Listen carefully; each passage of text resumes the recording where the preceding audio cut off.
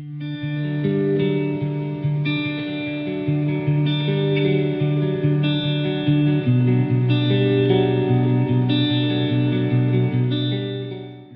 everyone. Good afternoon, morning, evening. Welcome to everyone joining us for this November installment of the SE Community Conversations. My name is Ami Lee, and I am the Director of Public Health Initiatives for SEI, Somatic Experiencing International.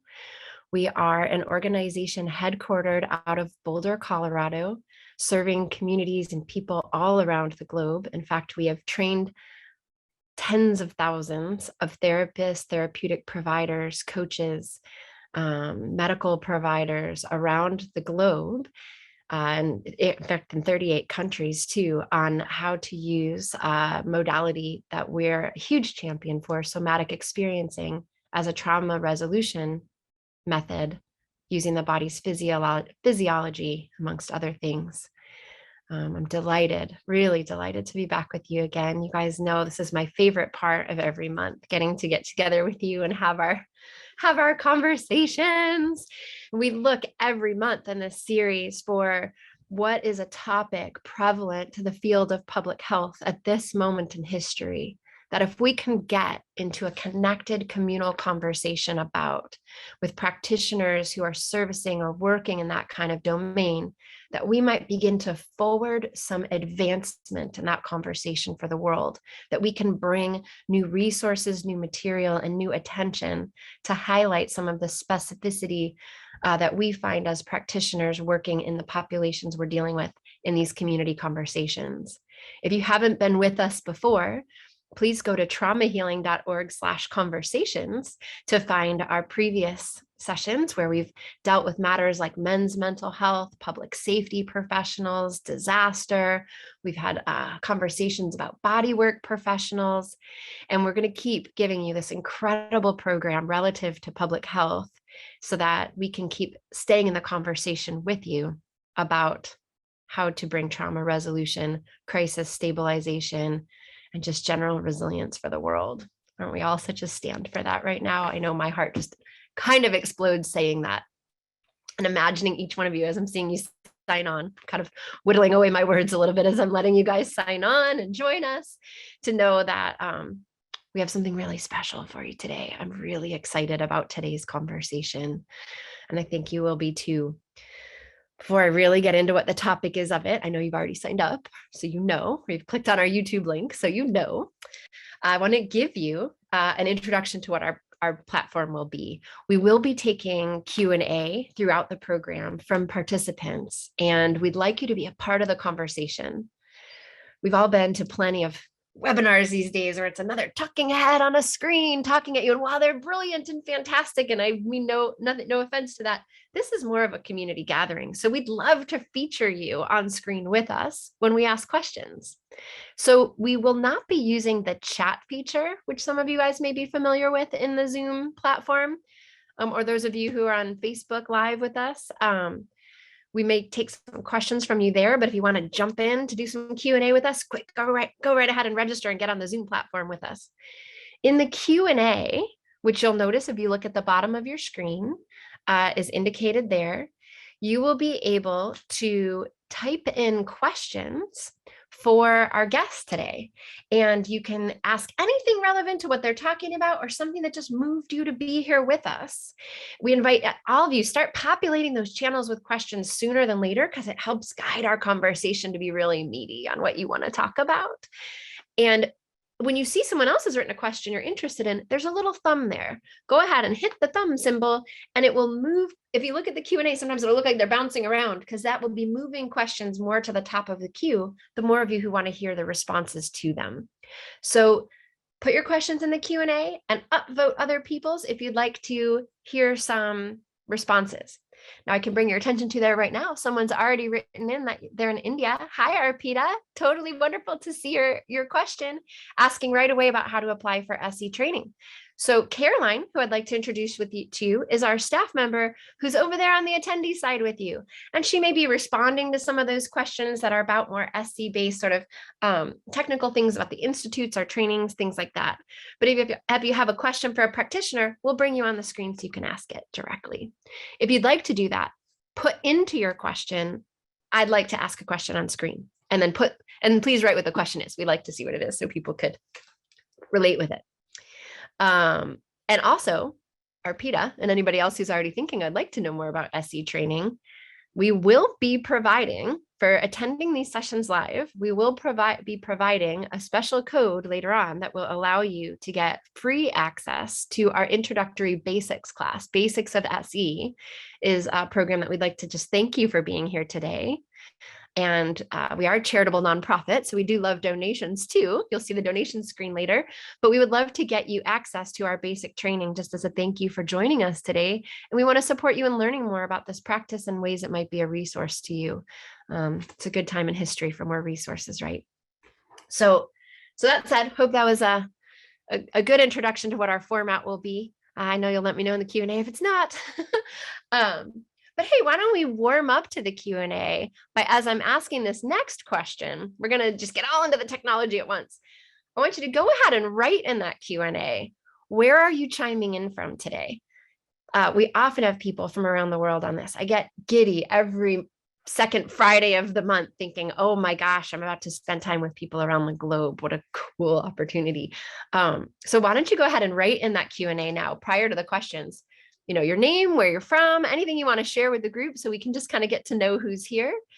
And we'll look forward to seeing those populate as you do that. Another thing I want to ask you to do is notice on the bottom of your screen. Oh, wait, I can never stop. I'm so excited. First one got in is from Vancouver, Canada. You're going to love that, sister. We got some other Canada on our guest panel today. You're going to dig that. Oh, Letty in Costa Rica. Yes, pura vida, indeed. More Canadian prairies. Thank you for specifying that you're in a rural community. Sunny Florida. Woohoo. All right, we've got Ireland. That's what always blows me away. Before we're even beginning, like our first ones are all around the globe. And that's what's interesting about today's topic is how global and pervasive and yet parallel, I think we're going to find it is, country to country, humanity to humanity. Hillsboro, Oregon, right on, Pacific Northwest, Bosman, Montana, Jakarta, Indonesia. Are you kidding me? I'm so happy you're here. All right, this is the part. We're just really for a moment track that you are in this place with others who care about exactly this topic, who may be practitioners or members of rural communities who are experiencing things you already are. So let yourself lean into the chair you're in, get a little resourced in this moment by like, I'm here with others who are so tuning into this material with me because it means something to them too. Like in rural communities, we can feel isolated, alone, especially if you're a therapeutic provider in a rural community. And I want this session to be a massive, massive resource to you to let you know that maybe in your community, you might just be 1 or 2 or 3 providers, but you're so intimately connected across the spectrum of the globe. And let that just sink in for a moment. And then let's know a little bit more about you too. I love the getting to know you part. On the bottom of your screen, there's a little thing called raise hand. Y'all have been on Zoom long enough, probably at this point in our global pandemic scenario, but just in case you haven't, that little raise hand is there and we're going to test it out and see if it's working. And here's how we're going to do it. I would love to know of the people who are joining us today. I'll let you know in percentages of what I'm seeing on the screen. How many of you are already trained? This helps us have our conversation right too. Like we don't want to get too insular. We just talk about our heady science stuff with SE and I don't want to leave anyone behind, right? So how many of you are already trained and have completed SE training, that you're technically an SEP, a somatic experiencing practitioner? You've done the 3 years, including the touch work or some, all the end pieces. You've done all your consults and sessions. How many of you are SEPs currently in practice? Right now, it looks like about 10% of you. Okay, so That's interesting, right? So about 10% of you are currently already SE practitioners in practice. Now I'm going to go ahead and lower all the hands and say, now raise your little blue hand. Some of you might be fussing to find it. I know that's just how that goes. We got a minute. All right. The next time I'm going to ask you to raise your hand.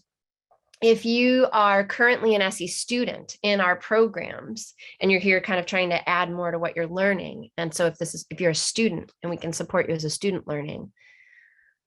All right. Again, it looks like about 10%. Give you another minute to kind of get in there. All right. About 10% of you are students. More. Anybody? All right. I'm going to lower the hands of all the students. Cool. That's an unusual number. Okay, maybe a little more than 10%. A couple more are still clicking in, finding where that little blue hand is. Okay, and then lastly, I'd really like to know if you've not taken any SE classes, and maybe you've heard about it or not heard about it, maybe you didn't even realize that was sort of a framework. Don't worry, we won't leave you behind. But if you don't know what SE is or you're not involved in any kind of training with it at this point, would you go ahead and raise your hand so we make sure we really don't, do that insider speak that isn't cool. All right. Oh my gosh. Heart exploding. That is 30% right now. More, and it's still going up. That is right now about 40% of our people. Okay, this is cool, you guys. This is really cool because I think that's what this topic is about. Cool, right on. I'm gonna go ahead and lower all your hands. So we got it. So about 40% are not in SE programs. And what that tells me is, and I could be wrong, so think about this in your questions, but it tells me that you're out there in the world. You saw there's this program on rural therapeutic help. You may or may not know that we're kind of a somatic body brain based modality. And you're probably finding like, I don't even know how to get access to those kind of resources in my community. And I'm interested, maybe this is the beginning. I'm so excited. That's how it was for me when I moved to the rural community I live. I'm in the South. We call it Eastern Mississippi, Southern Alabama, where I'm at on the Florida Panhandle. And I came here, and that was how I first met this institute. I was like, somebody call Dr. Levine. We need Dr. Peter Levine. We just had a hurricane and no one down here wants to go to a regular therapist. People need something deeper. People need more body-based stuff. They're in the middle of traumatic crisis upset. We need to just help them regulate. And I had read so many of his books and seen his programs, which maybe some of you guys have. If you don't know who Peter Levine is, I'll have Caroline drop one of his books, Waking the Tiger, Trauma and Memory, are really great books to start with in the chat. I just knew we needed that help, and rural communities have very distinct mental health concerns. So as I'm saying this now, I want to invite our guest speakers to go ahead and turn on your cameras and come off mute.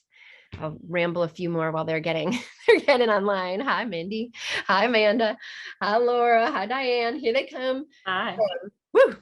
So guys, this is going to be a great panel today. You're seeing them. Diane might be trying to figure out how to turn on your video. Diane, if you can, that would be great. And what's interesting is that we all found, this is maybe sort of a rural culture thing. I'll say to you ladies, like what hit me is like when we first got together, I was just like, oh, other rural people. There's just this sense of like, you might live in the sticks, you might live in the bayou, you might live in the mountains, you might live at the coast, you could live in so many different terrains or topographies. And we're getting from who's showing up on this call, so many countries. And yet we immediately had some enjoining factors that were pretty powerful. So when already I'm prepping to be with you guys, we felt that. Am I right, guys? Is that kind of where we find ourselves? Even if you're out on the way out, like Diane's trying to get her computer on, and we know that that's a thing. We know that's a thing with no harm, no foul. So I'm gonna stop off. I'm gonna leave the screen. I'll come back on throughout. If we see questions, I'll help facilitate those for y'all. But I just really want to welcome you. Thank you for giving your time and your talent and your perspective to be with us here. And I'd like to invite you to let us get to know you, where you are, a little bit about what you do, and what it is that had you feel passionate about this conversation by answering our kickoff question, which is, what is it you find beautiful or exceptional, magnificent? Let's start from there, about rural communities. Okay, so I'll let you all start. Maybe Laura, you can kick us off. And when I pop back on, it might be for a question from the queue. Absolutely. Good morning or afternoon or evening, depending on where you are. I don't know about the rest of you, but I had to double check the time because doing the conversion isn't always my thing. So anyway, welcome to everybody. And my name is Laura Simon. I'm from Southwestern Indiana. And even though technically I'm in a northern state, I consider myself to be a little bit of a southerner because I'm right near the edge of the Indiana-Kentucky border. So we have the Ohio River that separates us, but so much more that unites us. And I think that's one of the things that I really appreciate about rural communities is that there is so much that unites us. And there's so much cohesiveness and togetherness. And I, for one, see that in our community. We just have such an inclusive spirit and really want people to get to know each other and to really provide the resources that we need for our community members. So, and I like seeing what our churches do for people in our area and how they interweave social service agencies with those of us that provide services. So if I think, to the background of social work, I am a social worker by trade, and I also do the somatic work and practice that here locally. But if you think about the origins of social work, it was typically in the church setting. And we still see a lot of that in our area, which I appreciate because we need everybody coming together to give clients what they need and really just wrap around services. In our community, we come together when there's a crisis and we network and we're on the phone calling each other as therapists saying, how can we help these families? Which one of us specializes in trauma-informed care and can really provide what they need. And I just really appreciate that about our area. A little bit about me, I'm from this area, will probably always be in this area. And I'm kind of the go-to person in our area to talk to about things healthy and in nature of sexuality. People have a lot of questions and sometimes we come into barriers with sexuality. And so I like to be able to educate in a healthy way that talks about consent and what that means for people, and really like to be able to educate the rural community in that area. So that's a little bit about me, and I'm going to hand it off either to Mindy or to Diane or Amanda. I'm Mindy Hemphill, and I live in what I call a sea of sagebrush in the frontier part of Oregon. Maybe wherever you're from, if you're not familiar with Oregon, there's a big mountain range that separates the valley, the west side of the state, from the east side of the state. And I live in the middle of the east side of the state. And we're very isolated. The closest city to us with a population over the size of 5 is 120 miles west or east of us. So out here, I find myself working with people who are interested in resolving their trauma, and which led me toward SE, somatic experiencing, a handful of years ago. And I found it to be really an incredible tool that actually bridges some of the stigma of mental health. And I don't know if there's much else I can say about myself. So I'll hand it off to Diane. Hi, I'm Diane Stadnichuk, and I live in Flin Flon, Manitoba, and that's northern Saskatchewan, or Manitoba, pardon me. I'm right on the border of Saskatchewan and Manitoba. So I live on the treaty land of Treaty 5, but I have the joy of working on Treaty 6 and Treaty 10 land. I recently retired from the Saskatchewan Health Authority, and now I have a small private practice here in Flin Flon. And like I mentioned, I get to travel into remote communities, some of which don't even have roads. And some of the communities I travel into, the road is really like a trail. It's dirt all the way up there. And so it's quite interesting. The work I do, though, it is trauma-informed work. I get to meet people as they are actually in crisis. A lot of them show their resilience and they show their vulnerability. we don't have the connection that is in the other, that was mentioned in others. Here, it's kind of like I run off on my own. I do have a small group of other professionals that I am supported by here, but my main support for SE comes online through virtual support. So I'm very grateful for the SE community there. Yeah, that's about it for me. I'll pass it over to Amanda. All right, thank you, Diane. My name is Amanda Huffman. I am an LCSW in private practice. Right now I'm in a small town called Harrodsburg. It's in central Kentucky, just south of Lexington. It's where I was born and raised. But then I went to grad school and I spent 20 years in Austin, Texas, which is a very large community. So I get this perspective of having both, doing psychotherapy in a big city and then doing it again in a rural community. One thing that's heartwarming about moving back is just the connection here. It's like we're all in it together, and you can feel that that collective bond. Even though we're different, there's something here that brings us all together. And I just love stepping back into this area and being able to feel that myself, as I have clients coming in from this area. So I'm happy to be here today, and I'm happy to help give perspective on this topic. I have one question. I just want to jump in. And you guys can talk amongst yourselves. I don't mean to just have to say too much, but so I'm not sure this is the same all around the globe. So I don't want to be presumptuous, but I have a hunch it's similar, which is that, and you guys tell me if this is different than yours, in rural communities, it's almost more like politically conservative. No matter what country you are, it's sort of like politically conservative, or like just, I want to be off the political map, go to more rural communities.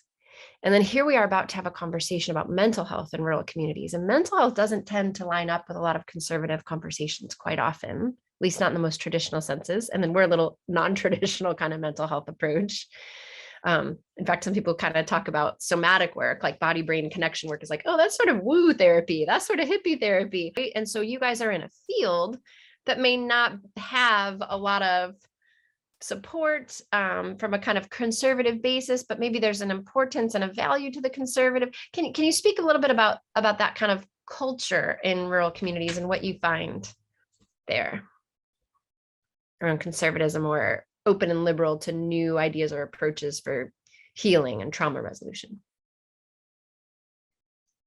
Yeah, I find in my community, for sure, everything is in alignment with what you said, Ami. And I've even had clients come in and tell me right off the bat, I don't want any woo therapy, and like in direct quotes. And so I'll often ask them, well, tell me how you define that, and I'll make sure to put that on the no list. And anyway, but as far as the politics and in alignment, conservative nature, that's actually incredibly true where I live here in Burns, Oregon. And it's interesting because there's this incredible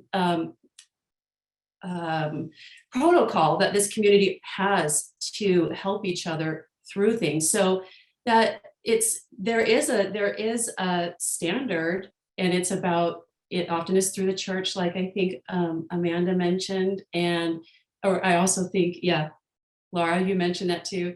And it's let's do what we've always done. Let's do what works. We'll get a meal train going, and we will, show up for each other. And what I think that as trauma-informed specialists consider is that there's a time period or a symptomology that lasts longer than a meal train does. And that's where, I find myself trying to encourage people to think about the longer term effects of something traumatic that's happened. Yeah, Ami, I've been thinking about this as well. There is, some people do say like SE is kind of woo-woo, like it's like kind of out there type of therapy, but actually I found it really works for me. back home in a rural community, because using SE, it doesn't seem to come with the stigma that mental health comes with. Like, I've talked to people about what I do, and it can be like, no, I've got that. Like, I don't need to talk to anybody.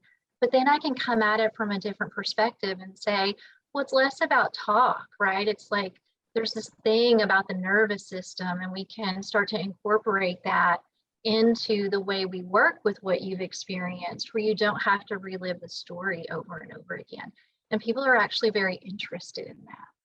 So as much as it can be framed as a woo-wooey approach, it can also be used to say, like, hey, like, there's this different thing. We're working with the body. We're working with trauma in the body. And there's something about that that's more acceptable. I think I have a little bit of a different approach, at least in our community. I don't see this defined as much by political ideologies as I do by the age. I find that people will come into my office really 60 and under, but much over 60, they're not as likely to seek mental health services in our community. And generally speaking, if we're able to educate our clients about the benefits of SE, they really don't care what we're doing as long as it's helping relieve symptoms for them. And what I try to explain, to my clients is that this is just a much gentler approach. We really do not have to relive things. And sometimes it makes it even worse when we talk about it. So what would it be like for us just to take a minute and let's try something different? And most people are so used to telling that story over and over and over again, they know it's like a broken record and it's not working. And so what I find is a little bit opposite, that they are open to new things. It's just whatever's going to work for them. And while I do practice CBT in my other practice, in this practice, I practice primarily with SE.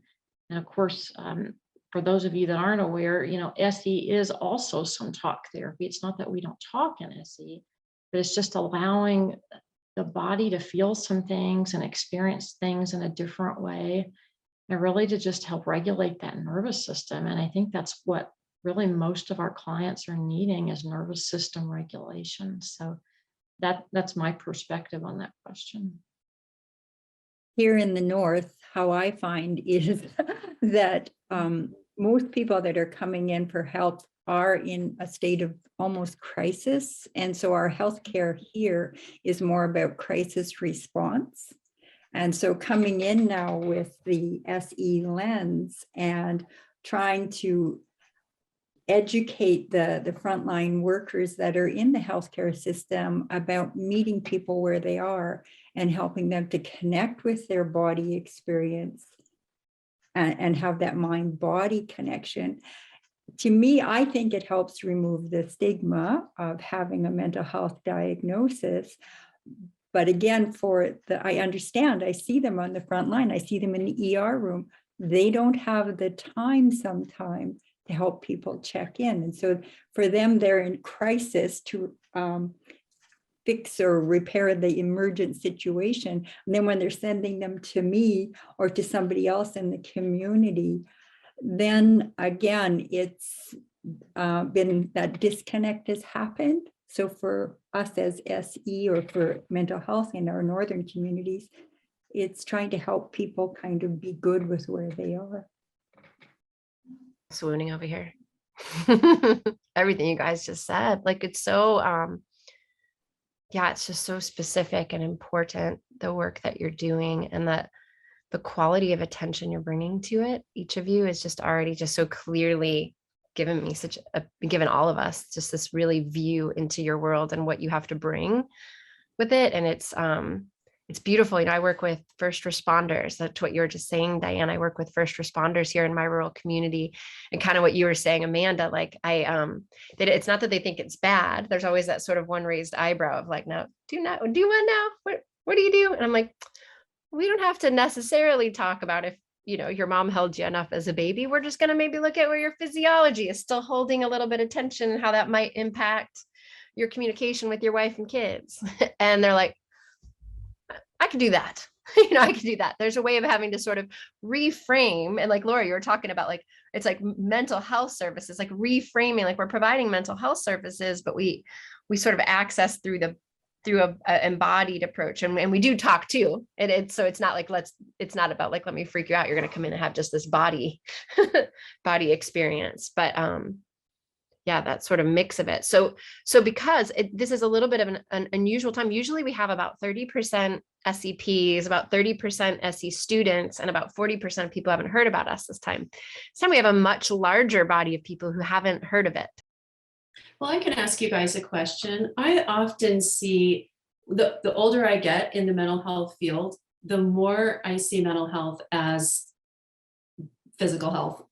Physical health manifestations show up in our, there's mental health piece to physical health problems. And then of course we know mental health problems can lead to physical unwellness. And so I'm wondering how you guys interact with your local health practitioners, so physical health doctors, nurse practitioners, and that in what you do and how you work. That's a great question, Mindy. I can at least answer from my perspective in that I work with several area doctors and especially functional medicine doctors. I tend to get a lot of women in their 30s, 40s, 50s with just these really strange, unexplained phantom symptoms. They don't feel like they should have these symptoms, and blood tests come back normal, and they go from doctor to doctor to doctor. And of course, then what do the doctors do? They send them to us because it must be psychological if they can't find something wrong with them. And so what I'll do then is turn around and refer them to functional medicine. And so, once that stress is in the body, whether that's mental stress, physical stress, viral load is different, whatever kind of starts off this chain of events, it really ping pongs one off of the other. The autoimmune or the physical symptomology will affect mental health and then vice versa. And so I tend to refer them out for that, and I will work with functional medicine and really help them to develop a healthy eating plan, lifestyle modifications. We set goals in therapy, but then we use the somatic work to kind of help get them over the hump. And so many people I find aren't even aware of what's going on in their bodies. They're so disconnected from that. I think of somebody that I had recently that had an injury in one area of the body. And, that injury corresponded with an emotional injury that person had not long before that. And so I kind of drew out that parallel for them. Like, have you ever considered that, like, this is just right here in line where this other injury was? One was emotional, one was physical. And that was eye-opening to them. So I really try to work with other modalities as well. And again, refer out to functional medicine and work with them hand in hand, because it does manifest itself physically almost always. Yeah. It's interesting being in a rural, isolated place that I have found to bridge mental health to physical health to be actually so easy, because the family doctor is my neighbor and the family nurse practitioner lives 3 blocks away, and the anesthesia provider lives in my house. And so it's just been a real joy to see that in a rural community, that I think it's a great opportunity to, I guess, a moment to intervene when people show up with body complaints at their doctor or their primary care. I find here, again, I resound with what everybody is saying, and here, the support of like the nurses, the support of the dietitian, the support even of like the churches and the schools, and working together, it's just key for all of us. And I think what's so amazing is how we'll have these dialogues with one another about how what somebody is going through at this time, it's rippling and affecting the children at school. So it's checking in with the teacher, it's rippling and it's affecting like their employment. And so it's connected with their health, but it's also connected with their behavior. So again, the small town, the rural, being rural, we're able to have those conversations where we can support one another and the person struggling, and bringing it now into the body. I think having that having that connection of mind body, it's starting here. It's starting in the north, but it's not as far as it is in the south, and especially in the States. I would add to that, Mindy. I think it's expanding beyond the physicians in town to incorporating the church, especially in my community. Like, I am the only therapist that treats adults in my community. There's one other in town that works with children on the spectrum. And, you know, I've had conversation with my doctor who I have contact with, you know, but I think here in this community, the church is such a resource for people, and there's trust that gets built in that community. You know, these are the people that help when there's a crisis. They're the people who move in and support the family if there's a need, and that bond with the pastor. So it's also helping people move beyond the church, like to get help outside of the church, that it is helpful. It is a huge resource. It's a big asset in our communities. And we can also move into trauma therapy, or, you know, any type of therapy, even if you're not a trauma specialist, to get additional support to what you're looking for. So as you were saying that, I was like, oh yeah, like we, you know, like connection with doctors, but for me, it's like the church and the pastors are also a huge resource. And it's education. For me, it's a lot of education in this area. I'm kind of curious, how much psychoeducation do you guys give when clients come into your office, especially around SE, but, you know, other areas as well?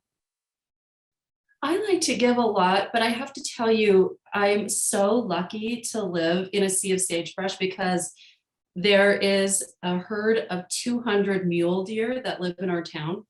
And so in order to teach people about nervous systems and how we are a herding animal as human beings and a social animal, I actually just used the herd of deer as the psychoeducational piece, and everyone around here will get it.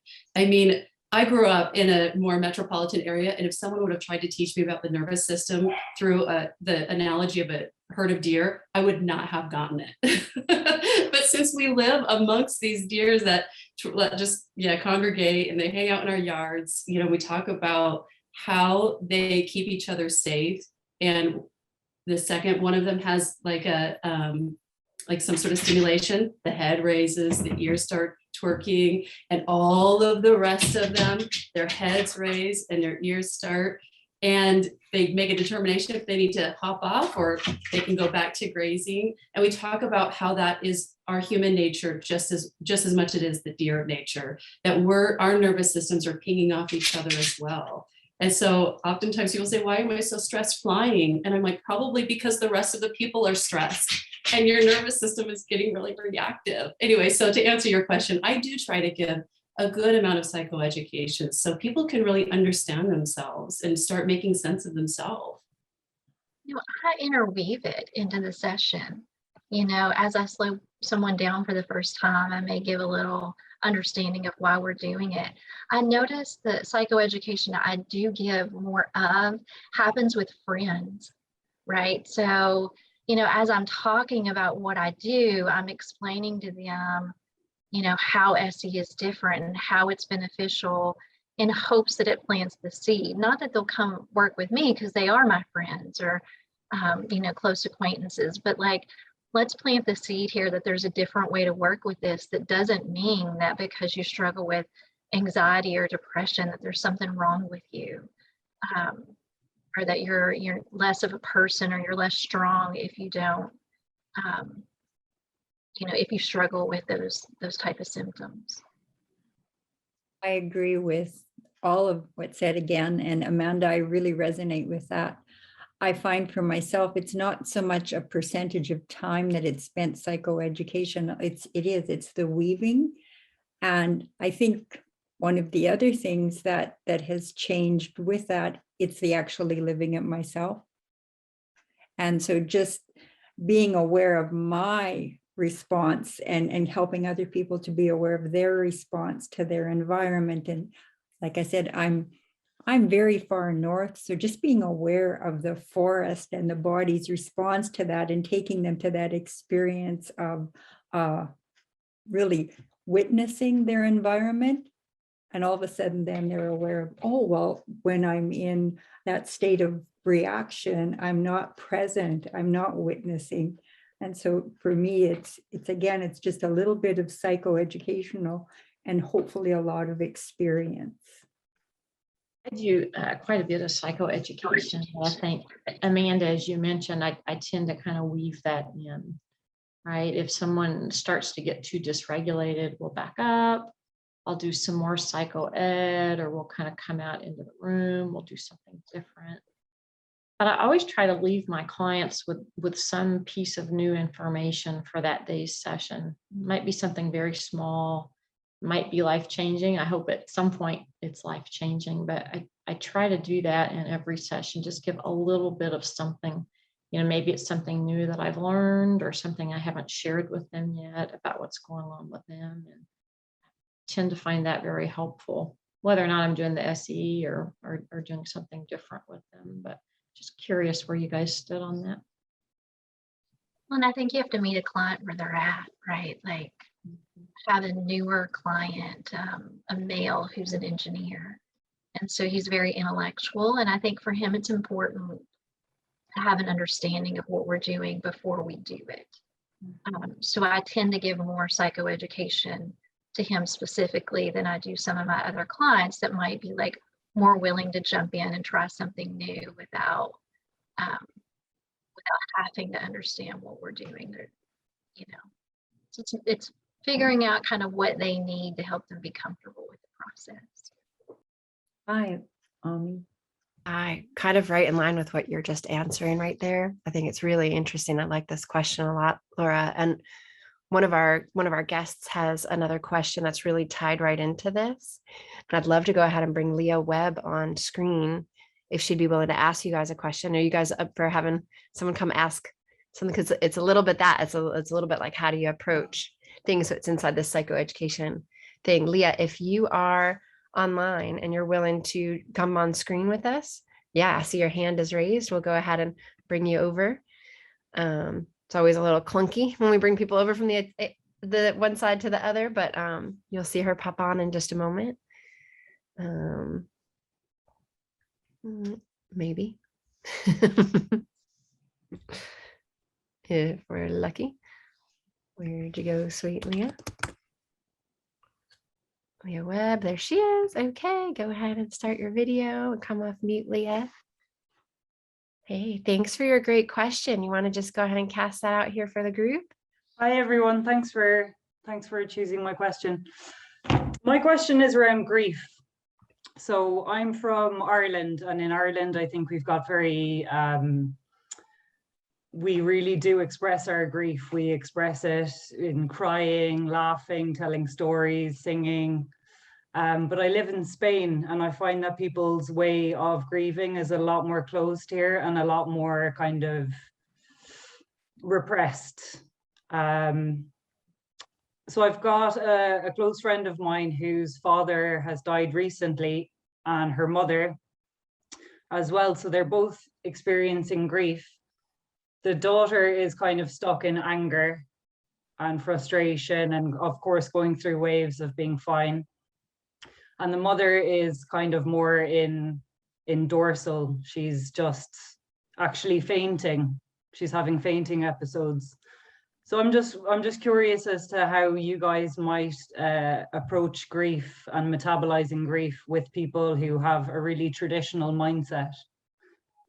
You know, I think about grief as being with, right? More than having some therapeutic knowledge. It's just being with and having presence to be a witness to the grief for that person.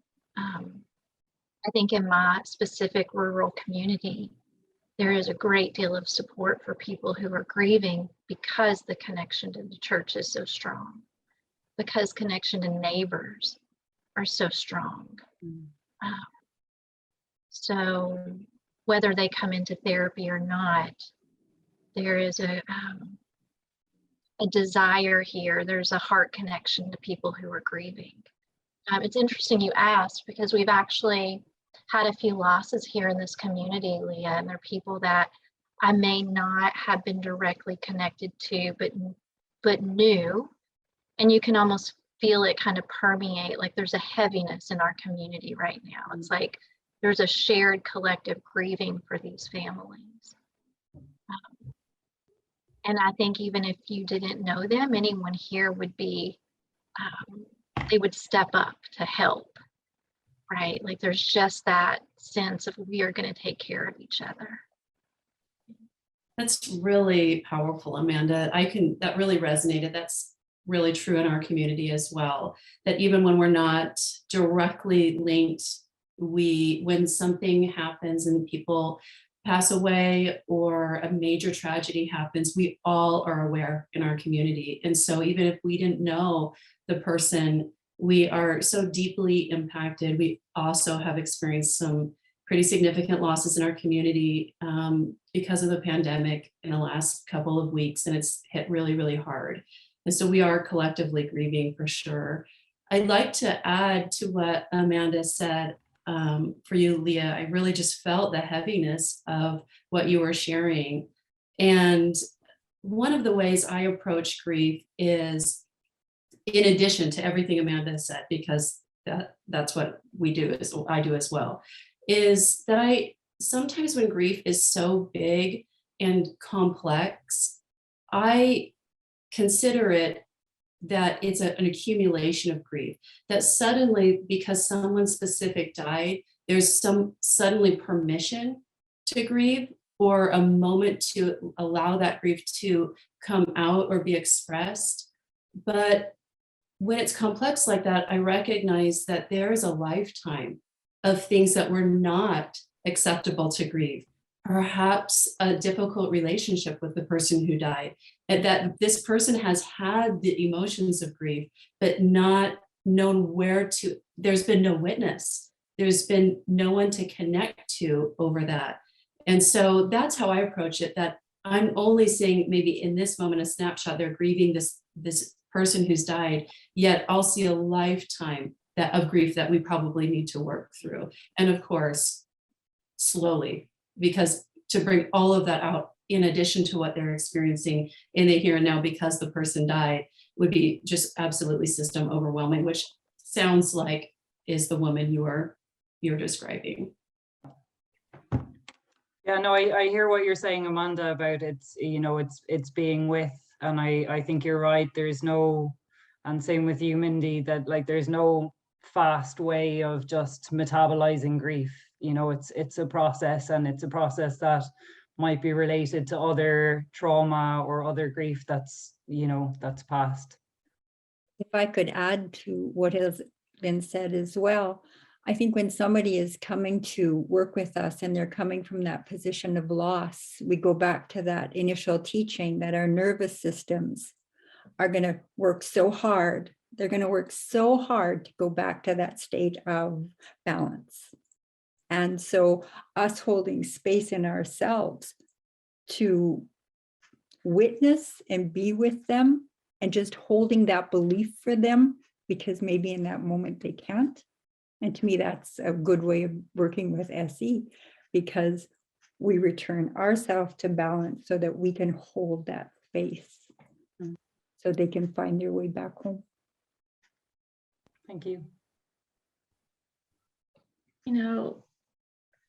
Leah, I can't help but notice in my own physiology, when you mentioned, how do you handle this, someone that's grieving, I couldn't help but notice the outside of my arms. And so I just stay curious to that, whether it's a question or somebody coming into my office, what's going on in my own body. And I think one of the ways that I work with grief is that I join them where they are in that moment and really explain to them that, grief is kind of like the ocean, and that, these stages are going to come in waves, and not everybody has all of the stages. Sometimes, you go through one and you get stuck there, and other times you move through. And I think that's the beauty of SE, is we can naturally teach them through like the tides of the ocean, the sensations or the waves come in, and then the sensation or the waves go out. And it's the same thing with grieving, when anniversaries comes up, or a birthday, or major event, just how difficult that is for people, and simply being there with them, and that shared experience for that time that they're in our office, and really just being present with them and letting them know that, this time is yours, you have this space, and I can be here with you to support you the best that I can. I think going back to what a couple of the panelists have talked about, tragedies in their community.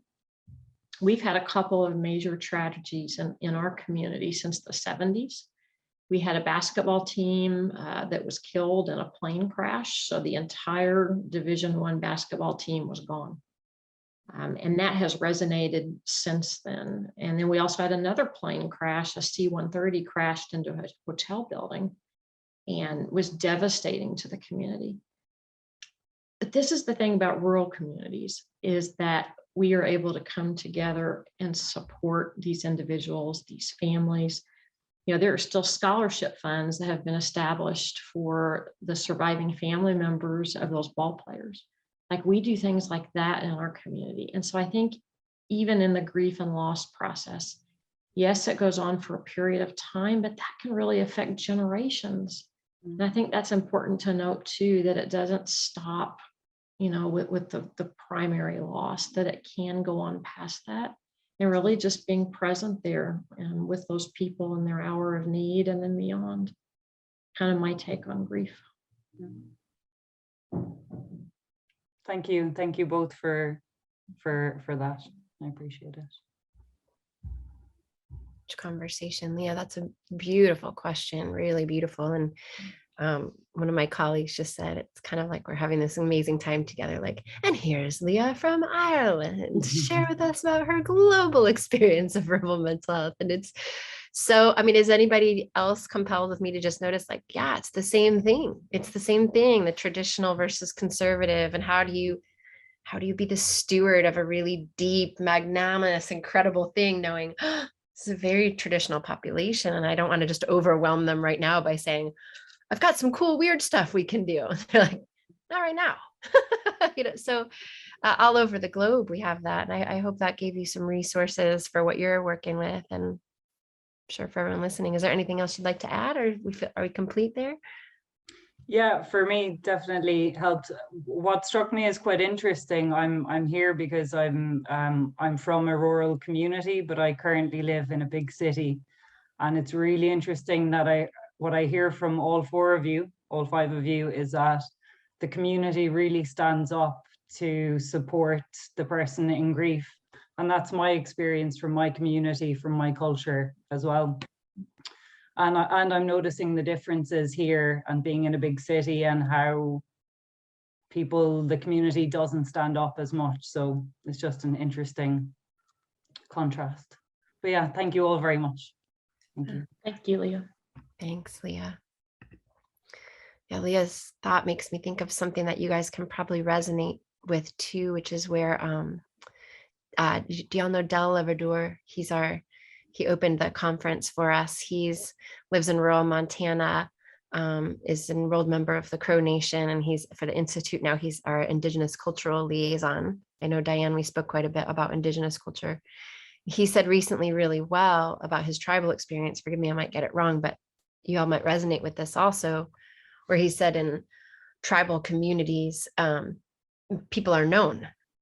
And so something has happened, it's known, where opposed to urban areas, like what Leah was talking about, like suddenly my heart crunched when she's like, I'm in a city. I'm like, oh, I'm sorry, girl. Like, I don't know why I love cities. I want to eat vegan food. I can't do that in the country. That's not necessarily true, but in cities, it's more anonymous. Everyone's kind of anonymous and engaging that community support. They don't know about big cultural events. There's probably plane crashes into 50 buildings, and that's not a good one to say.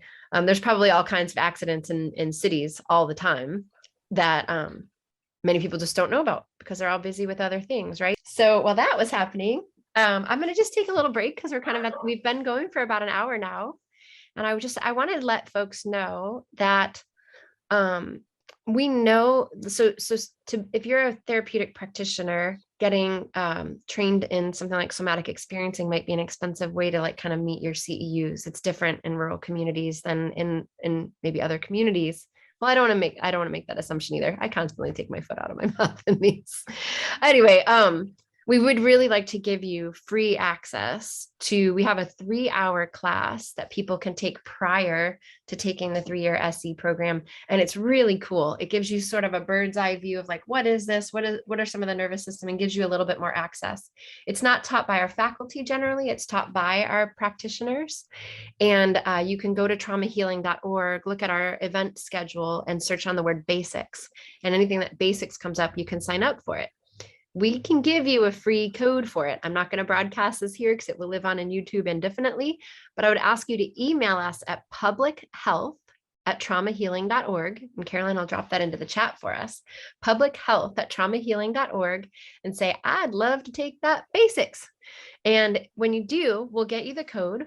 And we'd love to hear how it was for you. Like, it's just, we want to really help make a difference for rural communities. And if there's other ways we can help you get access to this resource, we'd love to do that. So just stay in touch with us, please, because you're on our radar. In fact, I've seen this year, I don't know if you guys have noticed, there's a lot of grant funding and things showing up for rural resilience. It's like the world is starting to get like, hey, there's a boost needed financially. So I'll read to you one of the anonymous questions posted and see if y'all can't respond to that.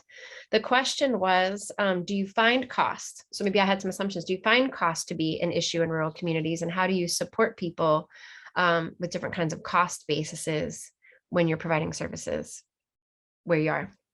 With that, I'll jump off and let y'all go ahead and respond. Diane finds this really funny. Diane. Or no, as many know, in Canada, for mental health, you don't pay for it. Like to go in, when I was working with Sask Health, it's provided. So mental health support is available. Now, we also have, though, private practitioners, which is what I've started. And so for myself, since I've retired, I think I've applied to 6 different service providers so that I can invoice them directly, so that when people come to see me, they don't have to pay for it. And so in Canada, it's just a little bit different. But then again, there are some who do pay for it. I'll leave that with how it works. Really nice. I would say, I've had experience in both communities, and there's wealth and poverty in both, right? In a city and in a rural community. And so I don't necessarily see a difference there. It's just willing to assess for and offer sliding scale fees to people that might struggle, no matter where they live. So I don't run across that quite as much, maybe. One of the things that living rural has helped me realize is that even if when you live in a bigger community, you can bridge some of this. So the public health department, our local public health department, when they have questions, they'll reach out to me. And sometimes we can negotiate, they pay me directly. It's a much reduced rate than my private practice rate, but it is a way that I can feel so good about bridging the economic divide.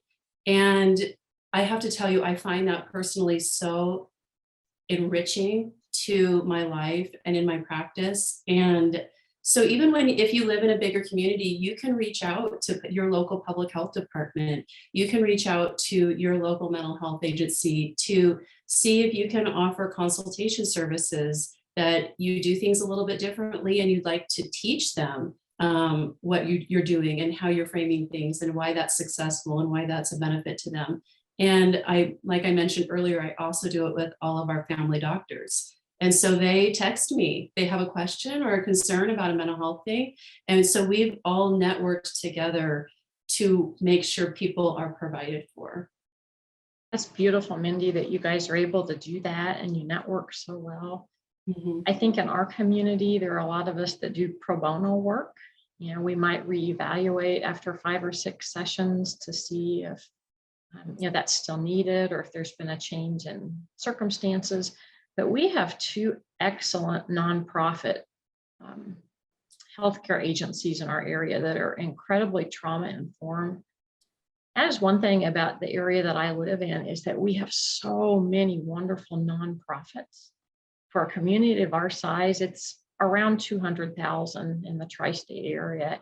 We have terrific nonprofits with great mental health services. And so people that need mental health get mental health when they need it. The timing might not be what we'd like to see. There are wait lists to get in, but if I'm not able to see them, or somebody else isn't able to see them, usually we can get them in at one of the nonprofits, or we'll see them pro bono and help them that way.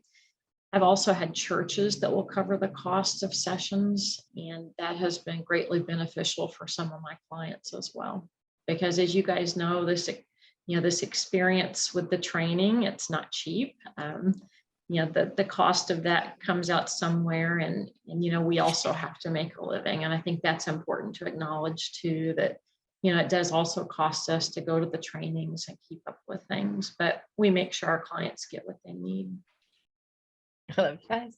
It's not weird to say, but really, like, and Amanda, what you said, like, that, of course, thank you. I mean, there's poverty everywhere. And so everything you guys are saying are really so cool, because it's acute and distinct for what you're experiencing in your communities, whether it's, the handful of people in Diane's or 200,000 in Laura. Those are still like these communities, though, are also experiencing something that's hidden all over the place. So Bob wrote in that he's got his microphone fixed. And so his question does kind of still segue into this part. So let's try and bring Bob back now and see if we can't give it another try.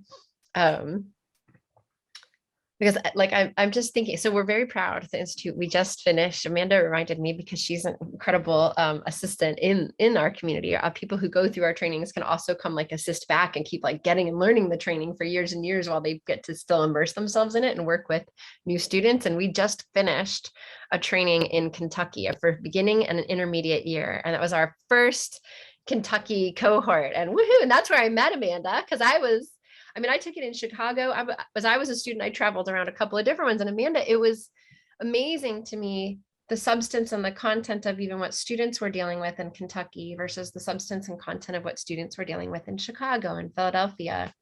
So it's really a huge victory, right? Like, we're so excited. And I think, Bob, can we get a 1 2 1 2 mic check? Hello, can you hear me? Oh, we can. Bob's question. I'm sorry to be that person. Seriously, I There do this was- all the time, and I don't. Anyway. No, you're perfect. But we want to hear your question. Go ahead and get in a conversation about this, because this is really where you were at, is kind of the heart of the matter of this entire one. So no pressure or anything. Yeah. Well, thank you all for hosting this. Just a little background. I'm also in Oregon. I'm on the other side of the mountains in Hillsboro, so just about half an hour west of Portland. And I'm a librarian, and I've been doing this for a long time, and I'm now beginning to embrace trauma-informed care with our patrons. And the community that I serve is small, and we see people in the library every day who are experiencing some form of trauma, whether they present that or not. And I'm wondering if you can talk about, without getting into specifics, but talk about some of the things that you're seeing in your communities that are specific to rural communities, some of the kinds of experiences that your communities are seeing, maybe as a result of the pandemic, economic issues, anything that you're noticing, and maybe some direction that you might provide as to how to not necessarily intervene, but how someone who is not trained, but who wants to be there and to meet our patrons where they're at, how you would suggest approaching that. I'm sorry to jump in so quickly, but Bob, I would love to answer this question. By the way, I moved to Nearly Tears. I grew up in Canby, so I'm very familiar with Hillsboro. And Thank you for your question. I became friends with our local librarian within a few weeks of moving here because I was in the mental health section of the library, and it was so beautifully curated that I was like, has a therapist been here? I'm like, oh my gosh. And so I started asking questions and we became friends. She said she herself has, been on a mental wellness journey for many years. And so she has curated that little section. And for a rural library, it is quite thorough. All the good stuff is there.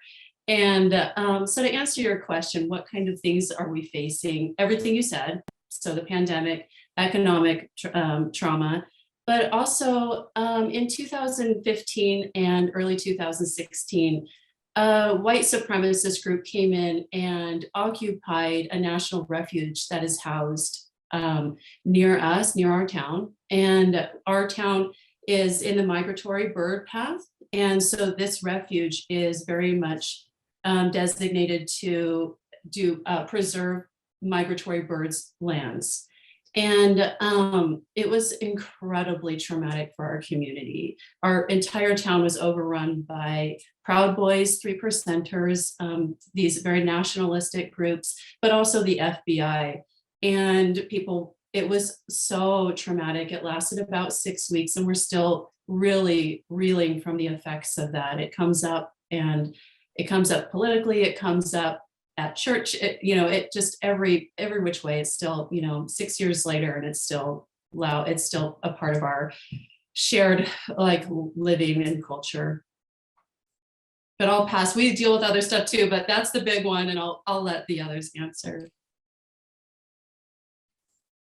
Bob, I just have to say, I am just amazed and so thankful and grateful that you are interested in trauma-informed care. I have never met anybody outside of the mental health field or outside of a doctor's office that's interested or even knows that terminology. So I just kudos to you and thank you from the bottom of my heart as someone who practices trauma-informed care, as do the people on the panel. And I would say, in addition to what has been said, having as many books there as possible that truly are trauma informed. So, books by Peter Levine, by Bessel van der Kolk, by some of the bigger names that people really go out and spend a lot of money on these books, that if you could have them at your library and at least have an area, like Mindy mentioned, that would be trauma informed, that you could maybe guide them to that area. And I think perhaps even picking up on your own nervous system, like, how do I know when someone is coming into the library and they just don't seem like they're right to me? What's my body telling me about that? Do I get a little bit tense? Do I get nervous? How is this person presenting? And maybe just stay curious to that. You don't want to assume that someone has been traumatized. Yet if they ask you for some of those books, that can just be a curiosity that you have. What section do I need to lead them to? But I would say having some more books on hand, and you might already have a lot of those books anyway. I'm going to jump in too, because I got very excited about this question. And I'm going to circle back to something I said earlier, which is the idea of just being with. I think more so than me knowing somatic experiencing or BASE or NARM or any of those models, when people come to us, even if they're not coming to us for support, just being with them is so important. There's something just in the fabric of who we are that wants to be seen and wants to be felt by another human being. So, you don't have to go learn all the things. You just come back into your own presence and in presence with them. There's some things that I've learned along the way. So if I'm in a session and I notice myself kind of efforting to find the SE thing to do, and maybe I'm a little stuck, I'll just bring myself back to my body. I go back to being with. You can do things I've learned a lot from some of my SE mentors, like Dave Berger talks about just softening the back of your tongue.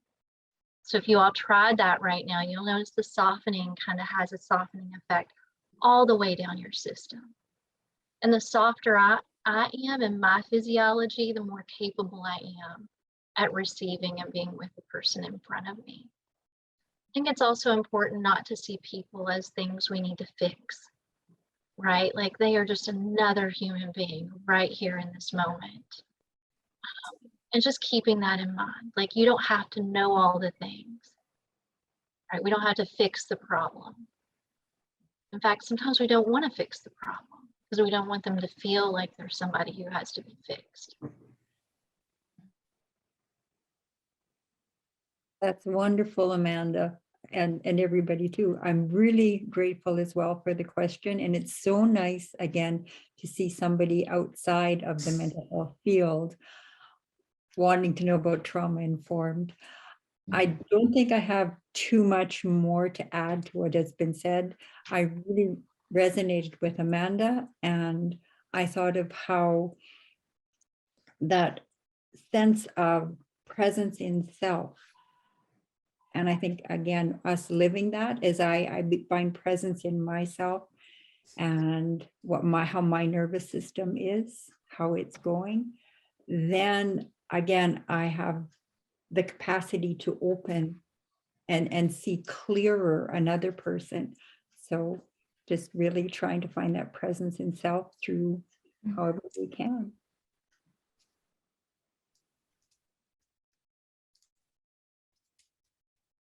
Sweet spot. All right, Bob. Thank you. Thank you. I should also say that I coordinate all of our adult programs. And part of what I'm doing is a little research because I want to have programs that can address trauma-informed situations. So this is a little work-related, but also personal. So I thank you all for sharing that with me and for welcoming somebody from the outside to be a part of this. This has been great. Bob, there's no outside, not here. That's true. Welcome. We'll keep you. And if All you right. want some more education, email us at publichealth@traumahealing.org. Would love to have you get that. And, we have an incredible community of somatic experiencing practitioners who have so many specialties, niches, and broadness. Some are physical therapists. Really incredible pieces. And so I want to kind of throw out there at this point that if that's you, if you're watching this and you're one of those people, or Bob, you're like, hey, I'd like to hear someone talk on chronic pain or something like that. If you're listening and you think I'd like to hear about that, there's a pretty good chance we have some fantastic community people we'd love to showcase, highlight, spotlight, and get this work known in the world.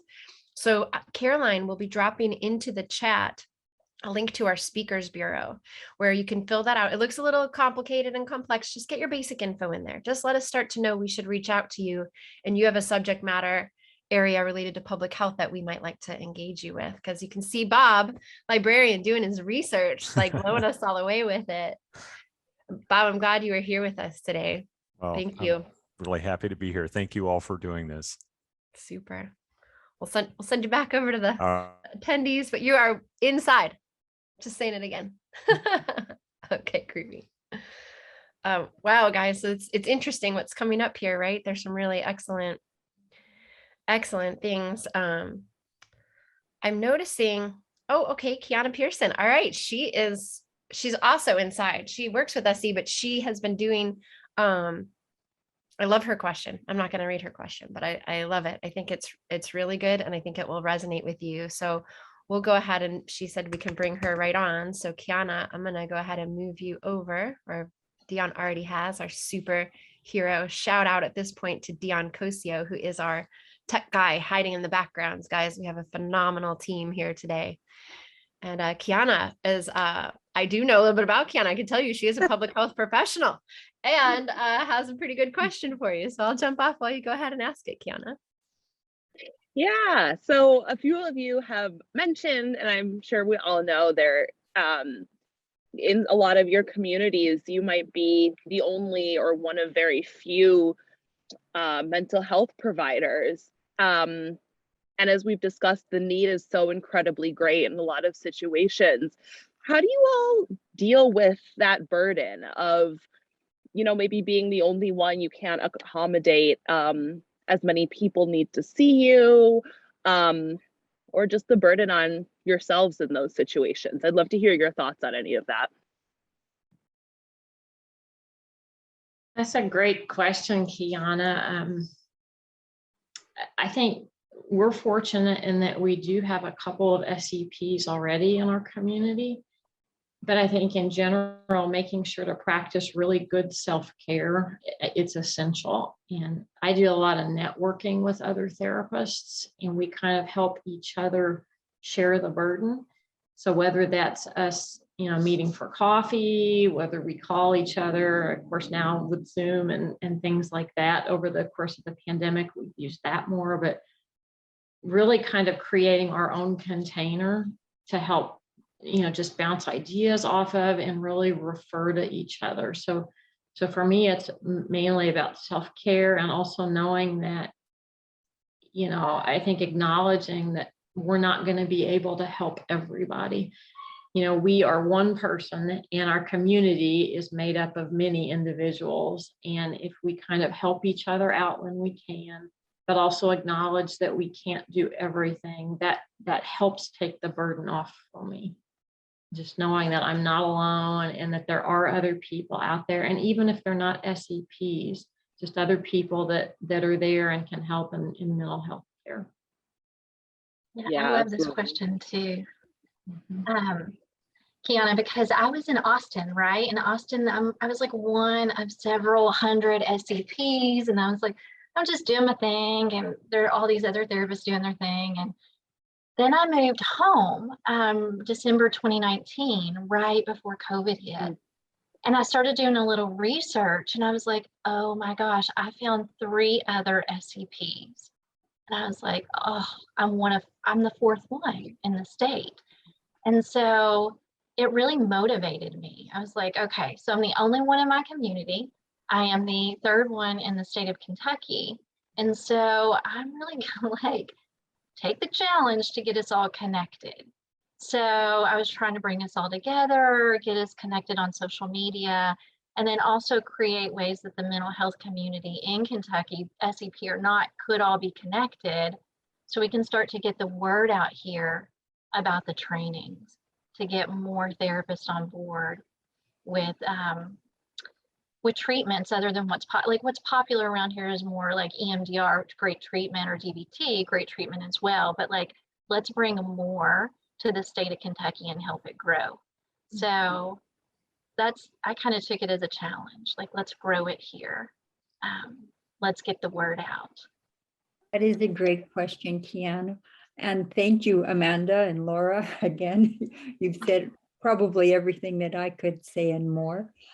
I think for myself, because I am the lone SE provider here in where I am, for myself, it's that networking with all the other people that I've connected with through my work. So having the nurses, having the nutritionist, having the physiotherapist, the OT, having those relationships with them.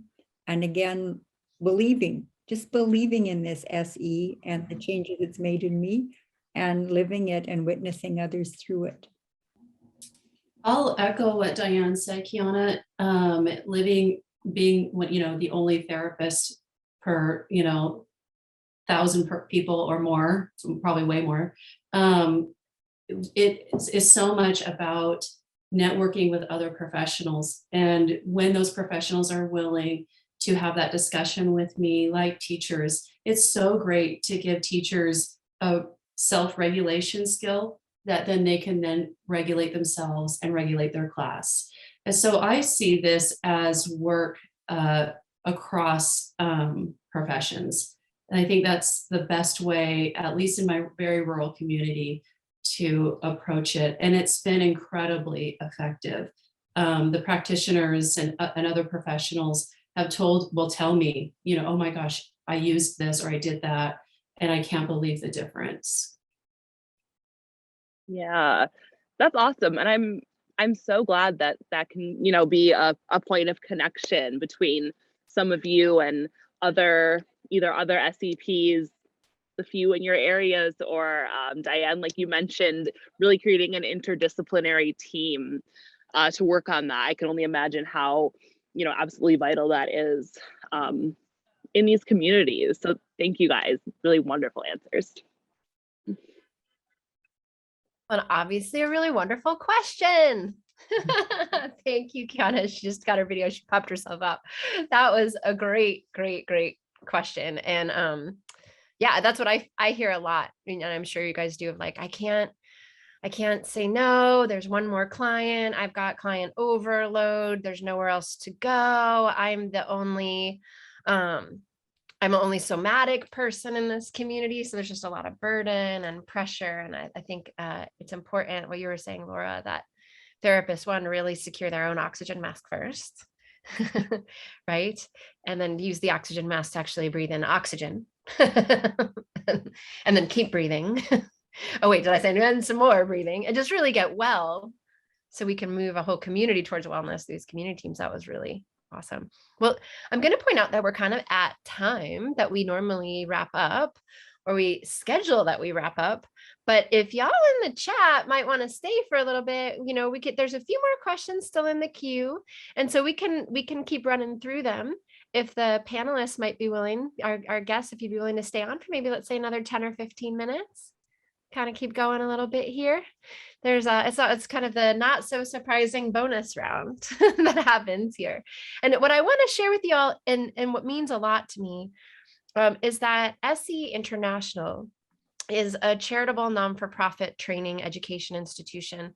We're actually looking more and more at ways to bring more direct services and direct resources to the community. The pandemic has changed so many organizations and missions. And in fact, we're looking at trying to bring mobile mental health clinics down into the Louisiana Bayou after Hurricane Ida last year. And so, hey, y'all want to come on the team? We're recruiting.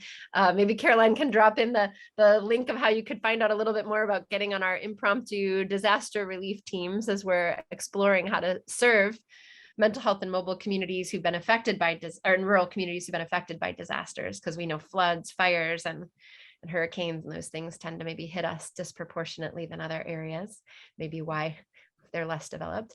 Anyway, we are a charitable nonprofit organization. And the whole reason I'm saying that is this is your commercial part of our programming, where I'm going to ask you to make a donation. We are really looking to know that this kind of programming matters to you. And the way we can know that is if you donate $1, $5, or $1 million right now. Whoa, that just sounded so cheesy. That's okay. Traumahealing.org/donate will take you to a place where you can see a variety of different ways you can donate to the org, but we'll see that the donations came in during this time, and that lets us know you've communicated, that's how I was here. This is the kind of funding that means, the kind of programming that means something to me. I'm glad you train practitioners, but I'm also glad you're supplying the world with the extensive width and length and depth of knowledge that your community has. We don't want to just kind of keep it up in our own little offices. We really want to keep giving it away. So we can give that away if you let us know it has some value to you. So traumahealing.org/donate. We also have a way to do it by phone, but since that's not international, we have so many international folks with us today, I'm just going to lead you to the website. So please go take a look at that now. We don't mind. We won't be insulted if we're chatting and you're looking up how to make a donation at the same time. In fact, we'd probably love it. Thank you so much in advance for participating in all the ways. And then another way we're participating is there are more Q&A. So I'm going to open it up and see what kind of question is at the top of the list. Okay, top of the list, voted all the way up there, is Devin Campbell Hafkar. I hope I'm saying that right, sweet human. And if you would raise your little hand and let us know if you'd like to come on screen. It looks like there is a yes already to that, and we'll go ahead and bring you on to ask us your very good question. Perfect. Awesome. Hi, my name is Devin. I am a grad student in counseling psychology, and I am working on my dissertation on community experiences for rural folks. And so it sounds like it's come up a lot today, like community support that is present in rural areas. And so I was just wondering if there's anything that you do through your practice to help really harness that for clients, or to help build community support, or what ways you kind of see that community playing a role in your work? That's a really good question, Devin. And community, I think for myself, that's one of the things that no matter who I meet with, it's always questioning, who do you know in the community? Who are your resources? Who are your people? And so by me being here and connecting people with what resources are there, it's amazing, because maybe a 15-minute conversation with somebody who came in and thought they were completely alone, completely isolated, and just looking, well, what's in the community? Who do you know? Who do you connect with? What do you do? And all of a sudden we have all these resources before them. And I think, again, living in rural areas, the communities are so rich. We have so many volunteers who come for so many different programs. And so taking advantage of that, connecting people with the community they live with. Because again, when people are coming from often that place of hurt, they're disconnected, and they forget that that disconnection in themselves sometimes disconnects them from community. So we get to be the bridge that helps them connect with themselves and the community. Thank you, Devin. You know, Devin, I have a thought for you here, and this may or may not be exactly what you're asking, but I tend to find that sometimes I get clients that come in that seem to need a friend more than they need a therapist, especially people that have moved in from outside of the area. While our community is great at being very inclusive, if you're already here, we're not as welcoming to people that come in from outside of the community. And so I think something that I found useful is just helping them network. And as Diane mentioned, just telling them about things going on in the community, resourcing for them. You know, I might pick up the phone and call another therapist and say, hey, do you know of anything that might be beneficial for this client? And trying to help them connect. And I think that's something that we all have seen over the course of the pandemic, is that resources that we used to have, like, hey, go meet up with this person, 2 blocks away, you're not able to do that as much right now. And that face-to-face connection is so vital. And while Zoom meetings and connecting in that way can be good and can help propel us along, we really need face-to-face activities. So I think all of us have been struggling with, how do we help our people connect to others? What do we do for resourcing? But those are some of the things that I do in my practice, is just try to connect people, whether it be a nonprofit or just community happenings. And again, because we're rural, we tend to know more of those things, and we know who to call for what information. Thank you both. That was really helpful. Yeah, I'm popping in with a gut feel on this too, Devin. Like, I think there's a pause in all the practitioners, right? Because there's a moment of like, oh my gosh, and this might be interesting for your writing. I don't know that I see myself as the community builder, right? Like that might be there. So your question is really interesting about kind of building community, but yet I think you and I, like, we've heard them say, oh, I reach out to my other peers. And I do, like, there's an inherent just like quality of life. Like, I don't think about building community because we are a community. Like, they're just inarguably, there's 10 of us in town, we're done. Like, they're a community. Where in the city, it's like, or more urban areas, you kind of got to go figure out, how do I build community? How do I find an interest who people share? And then you start to weed each other out from the many, from the anonymous to the known.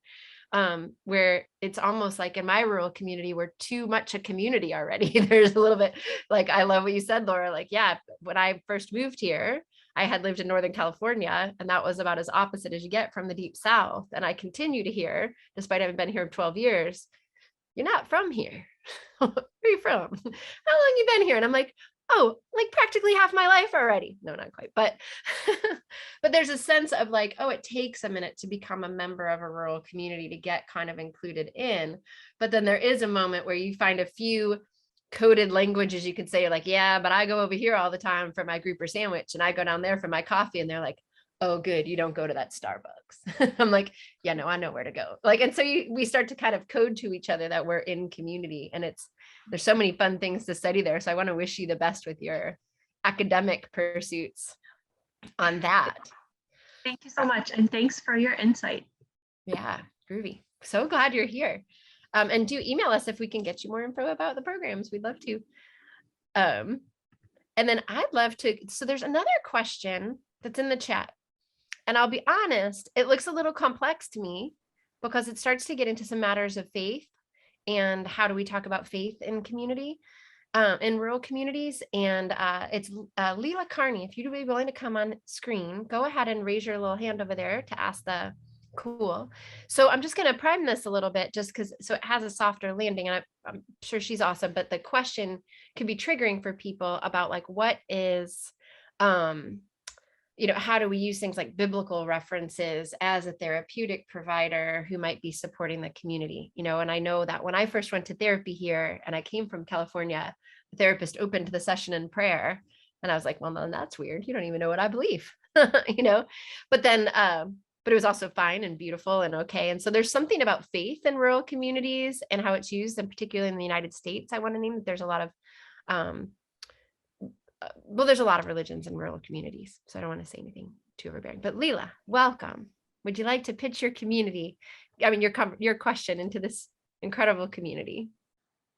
Yeah, no, I just was interested in how people used connection to the Bible and to those faith traditions to somatic experiencing understandings. Like I remember at one point, Peter Levine at a master class wrestling with having a potential client just sort of say this is of the devil. And so there's that kind of polarization. And I'm just curious how that unfolds in your work with folks in your practices, in your communities. Never had an experience like that. I have my master's of divinity, so I'm very open to talking about faith. I get clients that are pastors, youth pastors, the wives of pastors, some female pastors. I let them incorporate it as they want it incorporated. If I know that they come from that faith tradition and it's really important to them, then we can have more conversation that references faith. I don't make assumptions about it, like what Ami experienced, that somebody would want that. It is a really interesting question. Like I think examples like that, somebody say, well, I mean, gosh, if you look at a biblical reference, Jesus healed with his hands, and SE is hands-on work, right? So I don't know exactly what, the thought process of somebody thinking it was non-biblical, but I think that might be more of a one-off or a very rare experience. I don't know. We'll toss it to my colleagues here and see if they have anything to add.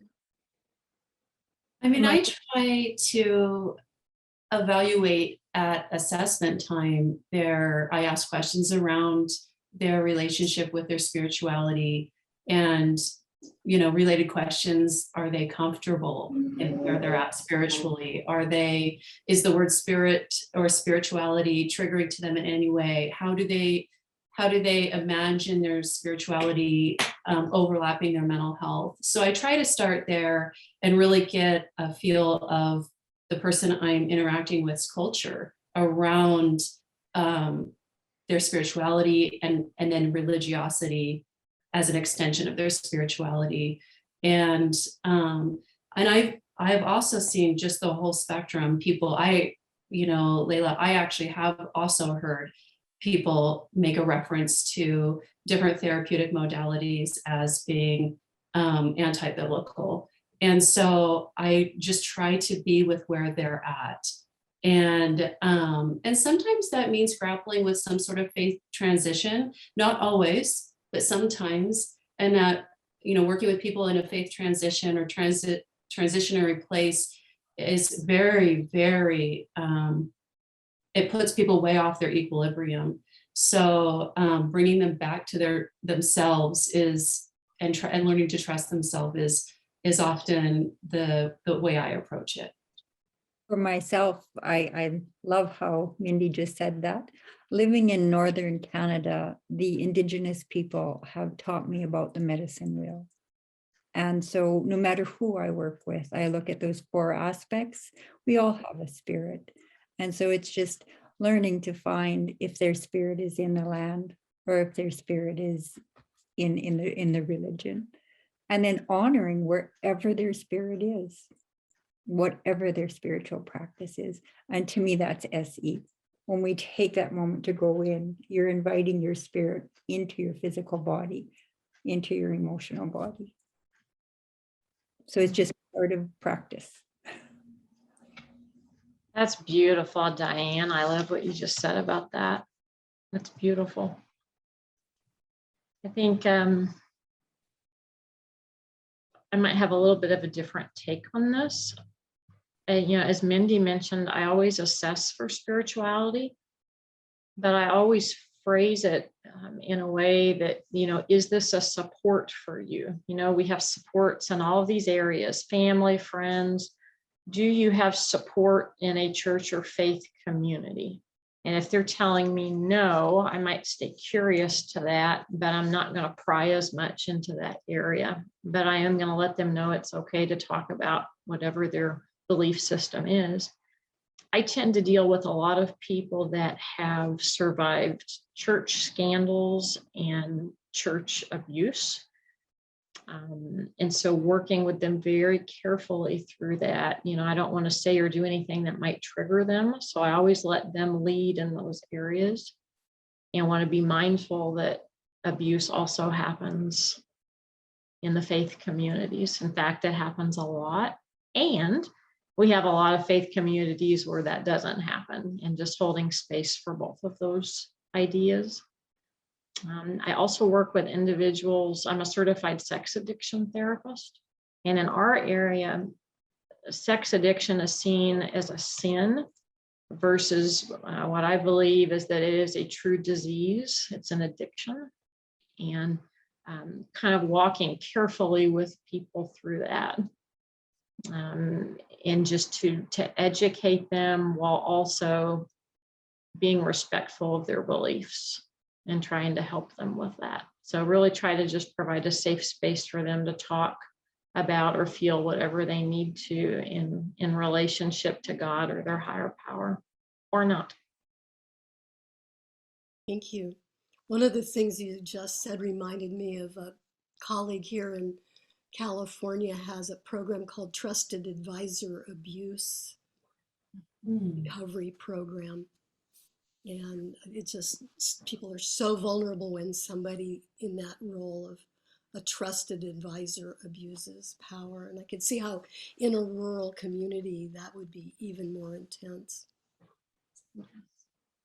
And the thing is, while that is true, that it is devastating to people, there can also be great healing in a rural community, much like an urban community. If we provide that outlet for them in that space, there can also be great healing. And somatic work is one of the ways that we can assist people in their healing journey. Assisted. And just the journey of being human with y'all and the diversity of topics we've just been covering. Leela, your question was really important and really valued. Thank you for sharing it. And I also see you sharing some resources in the chat, and I'm like, yeah, I love this human. So thank you for coming on and being a part of the conversation with us. We're going to wrap up, so I'm going to send you back over to the panelist side. We'll send you there, but thank you for really good contribution to the conversation. And as for the rest of you, oh my goodness, like this is one of my favorite conversations yet. It's just touched so many things because each of you were like, it's just such a comprehensive experience of the world you were in. You really brought us to the world you're in. And I thank you for that, Diane, the medicine wheel in Northern Canada and like bringing the land with you just in that last response. I was like, wow, how intimate. And Mindy, we're on both sides of the mountains with you. And Laura, we're in the tenderness of like how you're just holding all the worlds that you're supporting them through and the distinct rural challenges. And Amanda and MDiv, you are like distinctly placed for that last question, but so many things you brought that depth of just what I think is so intimately in SC communities, which is a sort of spiritual, holy, embodied, integrous presence. You've all really, wow, moved me so much today by being that. So I just feel really honored to share in this. And I want to let everybody know who's watching that, we'll post these videos on YouTube where you'll be able to find contact details for these incredible humans. And if you'd like to work with them in some way, collaborate for their interview, you're in a rural community and you need some support, these might be some humans to reach out to. So please stay in touch with us. And I just can't thank you all enough for being a part of this, for being, it's always a moment where I'm like, come on, you can do it. It's just a fun conversation. And then when it starts going, it's like, oh, how are we going to stop this? It's so fun. So just thank you for your willingness, your courage, your bravery, and the generosity of your heart for sharing this and for taking on the work you do where you do. And I want to also thank everyone in the staff at the Institute, all of the teams who help promote these, get this message out, help us share with the community it's available. I want to thank the SC community as a whole, just for all the work I know is being done in the world. And for those of you who are coming to us and getting to be a part of it with us, we just welcome you and thank you and just honor the innate healing that is available. It's available. And we all kind of just know that. So one of you spoke about the trusting. We know it. We know healing is innate. The bodies are meant to heal and they want to find the pathway. And so this is part of it. Thank you. As we close, would anybody like to say a final word? Just ask one of you to find out who that is. So just share something about rural resilience. I think we all spoke when we met privately about how resilient and strong your rural communities are, that there's not this assumption, oh, rural community, they don't have resources, they don't have help, they're worn down, but they're actually profoundly resilient. Would anyone like to say anything about that as we sort of wrap up? Or what you found? I see little smiles everywhere. It's beautiful. Well, one of the ways we do is and I know I've mentioned this several times in my answers and my part of the discussion, is we collaborate. And after that Malheur refuge occupation, an Oregon State University professor came and studied it and wrote a book called Sagebrush Collaboration, and about how Harney County was resilient in the face of that. And it's because we have collaborated together to solve so many of our problems. We have many collaborative groups in town that get together to honor every single interest. And when I read that book, I was so profoundly moved because I could actually see it. He put words to things I could see happening. And so the way we are resilient is we collaborate. Even when we don't agree, we collaborate. Well, that is one piece of it. And there are so many, and that is a great piece. Let's go out and look up that book. Everybody just keep getting resources and let's just stay in this conversation. Let's just stay in this conversation, stay in it wherever you are, and know that you're not alone wherever you are, that there are these incredible humans out there, this network, like Amanda's connecting. I'm going to find my four. Like we're going to find each other. We're going to find the network, and you've done it today. So thank you for being a part of this. Just want to honor everyone, have a really excellent weekend, and just be in touch. We look forward to seeing you next month, second Friday, noon Mountain Time. And next month, we will be featuring a conversation on chronic pain. So it'll be interesting. Please come, please share. Okay. Thanks, everyone. Thank you.